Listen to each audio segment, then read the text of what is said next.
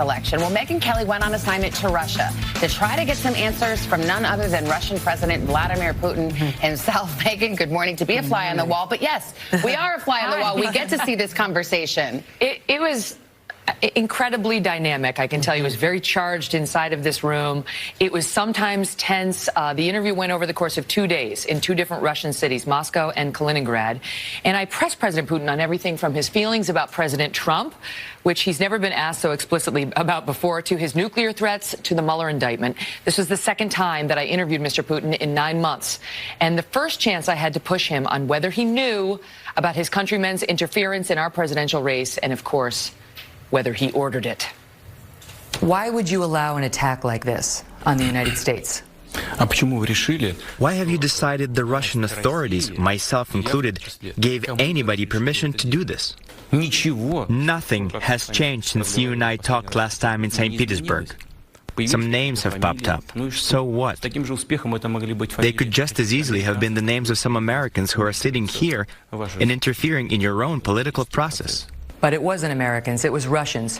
And it was hundreds of people, a monthly budget of $1.25 million, all designed to attack the United States in a cyber warfare campaign. You're up for re-election right now. Should the Russian people be concerned that you had no idea this was going on in your own country, in your own hometown?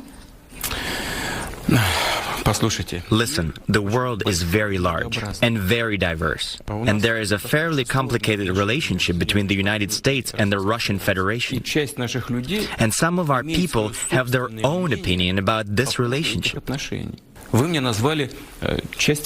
You mentioned a number of names, some individuals, and you're telling me that they're Russians. So what?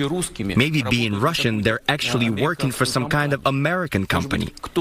Perhaps one of them used to work for one of the candidates. I have no idea. These are not my problems. It's so fascinating. I cannot imagine. I cannot wait to see this interview. I mean, you ask him a question, then he's like, who knows if they're Russians? You know, it's like, who knows if the sun's going to rise tomorrow? Yeah. I mean, isn't that frustrating, trying to pin him down? Frankly, it was kind of fun. Yeah. It was kind of fun because he would move over here and I'd move there. And I'd know enough about him now to know where he's going to go. Yeah. And so he was a little boxed in at a couple of moments, and just to watch him try to maneuver out of it, because it's very clear our intelligence agencies all agree, not only did they do it, he ordered it. Yeah. So he plays this cat and mouse game where he doesn't want to admit that for reasons that you could understand. But he almost wants to tease us with the fact that he did it and he can do it again. And we get into what he's got planned for 2018 and 2020. Wow. How tense was it in the room? You sort of felt some of that. It was bizarre in a way because at times, you know, he could appear charming and gracious. He was very gracious with his time that he gave us and his patience with me, asking what were very probative questions and at times personal questions of him.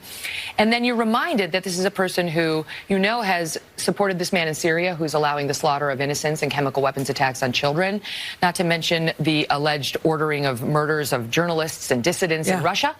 And so there's this dichotomy of a man, this man who came of age during the Soviet Union's golden days and then saw it fall apart and understood that authoritarian rule, vertical order in Russia was the way forward, which happened to be fruitful for him and for Russia. And so it's kind of strange to judge him with our 2018 progressive lenses, you know, and yet we do appropriately. And I think you'll see that in the exchange tonight. This is not somebody like anyone in our country. There are some similarities with our president. Yeah. But these are two very different men, and you'll hear all about it when you hear him ask from everything from the nuclear threat to an interference in our election to, can I tell you, ladies, I did manage to squeeze in a question about all those shirtless photos. Oh, you got it all in there. Wow. You got it all. Oh, and there he is, right on cue. All right. Well, Megyn, we are sufficiently enticed. We will see you tonight. We'll see you at 9, and then, of course, the exclusive interview with Vladimir Putin.